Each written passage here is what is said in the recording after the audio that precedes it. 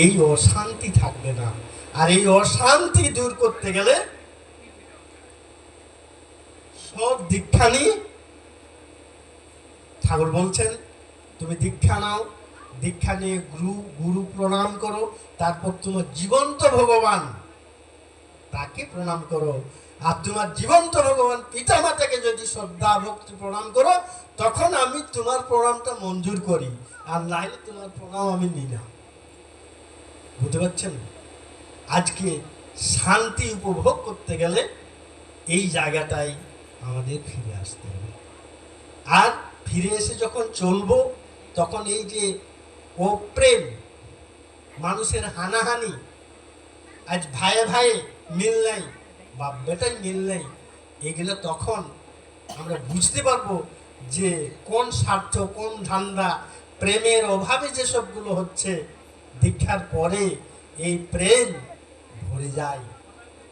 আজকে এই যে যত মন্দির আছে, দেব 33 কোটি দেবতার নাম শুনি, দেবদেবী। আমাকে যদি জিজ্ঞাসা করেন আমি 100 বলতে পারবো না। কি গো দাদা, অথচ 33 কোটি আছে। বুঝতে পারছেন? 33 কোটি আছে, কিন্তু আমার 100 জানা নেই। সেই জায়গায় যদি আমরা আমাদের কিছু মাথা ঠুকি, এই যে ভাইটা আমার, যেটা সুবোধ ভাই বলছিল, তোমাকে মিষ্টি দাও, লাড্ডু দাও, যা কিছু দেবে, ছাগল দাও, মুরগি দাও, হাঁস দাও, যে যা খাই তাতে দি দেবতারাকে, তোমাকে কিচ্ছু বলবে না, বলবে না।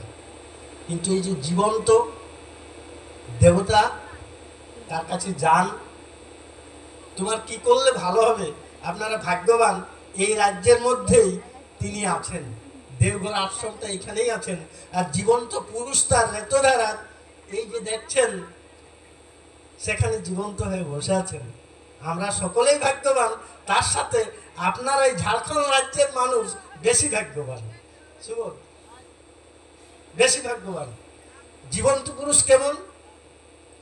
বীরভূম শিউড়ি বলে একটা জায়গা আছে, আমাদের ঠাকুরের কাজে মালিক পাঠিয়েছিলেন। তার 3 দিন আগে আর 3 দিন পরে অবিন বাবুর টিম নিয়ে যাচ্ছে সবাই, সুবোধ ভাই। যেতেই এখন আমিও গেছি তো 3 দিন আগে, তো তারা কোথায় বসবেন, কি করবেন, এই ব্যবস্থা করছি।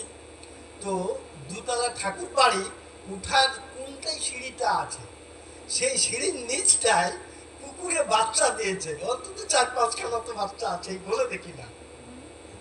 এখন যেতেই আমি দেখছি কুই কুই কুই কুই শব্দ হচ্ছে। বরিশালে কি আছে এখানে? আমার তো মেজাজটা বিগড়ে গেল। আমি কি করে করবো, একজনকে ডাকলাম, আর সেই বড় একটা ঝুড়ি আর বস্তা আনলাম, এনে আর বলি বাচ্চাগুলোকে ঢোকাতে, এটা ঢোকায় দূরে সরে দে। তো 3 বার করালি, আবার বাচ্চাগুলোকে নিয়ে ওইখানেই বসছে, ওইখানেই বসছে। এই সব করতে করতে তিনি, অবিনবাবু, ওই সময়টাই পৌঁছে গেছেন। এসেই বলছে, সত্যেন্দা, এই কুকুর বাচ্চাগুলো আর কুকুরটা আপনার কি ক্ষতি করেছে, এগুলো নিয়ে পড়ে আছেন? বসেন বসেন। উনি আবার একটা বস্তা চট আনে, সুন্দর করে নিজ হাতে বিছিয়ে কুকুর বাচ্চাগুলোকে দিল। ওদিকে আর তাকাবেন না, আপনি সুস্থভাবে থাকতে দিন। বুঝতে পারছেন জীবন্ত ভগবান কাকে বলে? কাকে বলে? তাদের আচার আচরণ, প্রেম জীবের সঙ্গে কেমন, আর আমরা জীবকে কিভাবে দেখছি, কিভাবে দেখছি। তাই ভগবান সম্পর্কে এইসব যখন হতো, এই যে আচার্য কথা, আজকে কোনো বেদ শাস্ত্রে খুঁজে পাবেন না, এরকম কোথাও পাবেন না। শ্রী শ্রী ঠাকুর অনুকূল চন্দ্র তার রেতধারার মাধ্যমে পরম্পরাই করে দিলেন। ঘটনা, আমাদের একটা কাজ চলছে। কাজটা কি? মানুষের কাছে সম্পর্ক করা। মানুষ দীক্ষা নিয়েছে, দীক্ষা নেয়নি, সুখে দুঃখের এরকম খবর নেওয়া। তো যাদবপুর বলে, যাদবপুরের সামনে ফতেপুর বলে একটা জায়গা আছে, বেহালা, সেখানে গেছি। তো এরকম প্রোগ্রাম করছি, তো করতে বেশ কিছু ইয়াং ছেলেরা বলছে, অবিন বাবুর কথা বলুন, অবিন বাবুর কথা বলুন, বুঝলেন না? তো বলতেই আমার মনটা একটু বিগড়ে গেল। আমি বলি, চুপ, আমি অভিমান কথা বলতে এসেছি, বিরক্ত হয়ে বলছি, বুঝলেন? আমি তো ঠাকুরের কথা বলতে এসেছি, ওদের নাচার মানবে না, তার কথা বলতে হবে। আর আমার খারাপ লাগছে বলতে, এরা আমার বলছে, বুঝলেন না?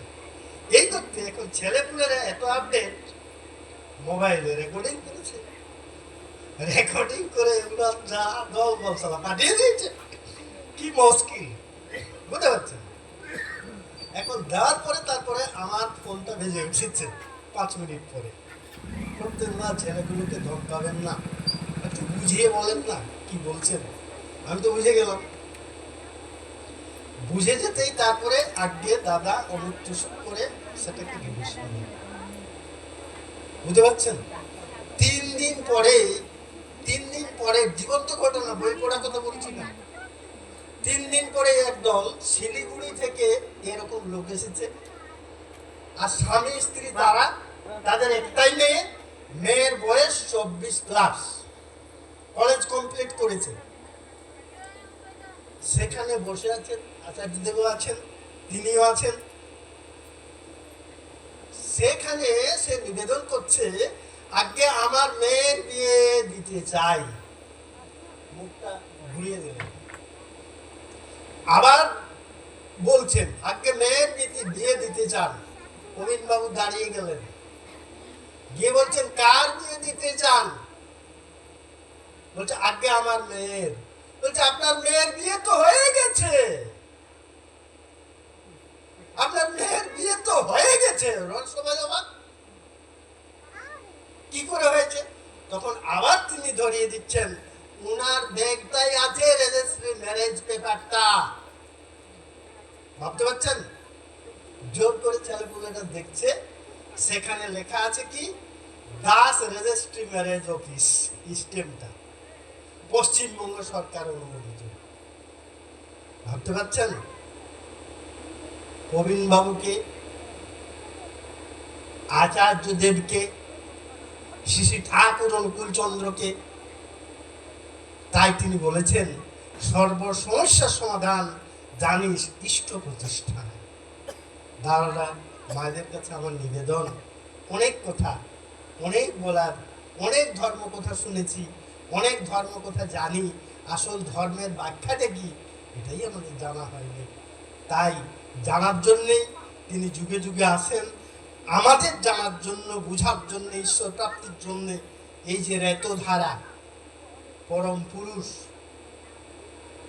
তিনি রেখে গেছেন তার বংশের মাধ্যমে। আজকে কোথাও মাথা ঠোকার দরকার নেই। আজকে দেখুন আমার এই চোখ দিয়েই, আমারও সেই মানুষ তো কখনো বিশ্বাস হয়ে আবার হয় না। আজকে কি বলবো, আমার নিজের কথা, 68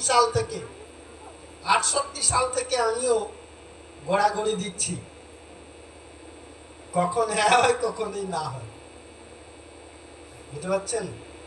দাদা মায়েদের কাছে আমার নিবেদন, এখনো যারা দীক্ষা নেননি তারা দীক্ষা নেন, তার পথটাকে জানুন, তাকে ধরে চলুন, ঘরের অশান্তিটাকে দূর করুন, অশান্তিটাকে দূর করুন। আর এই অশান্তিটাকে দূর করতে গেলে এই গুরুর চলন ছাড়া আর কোনো পথ নেই।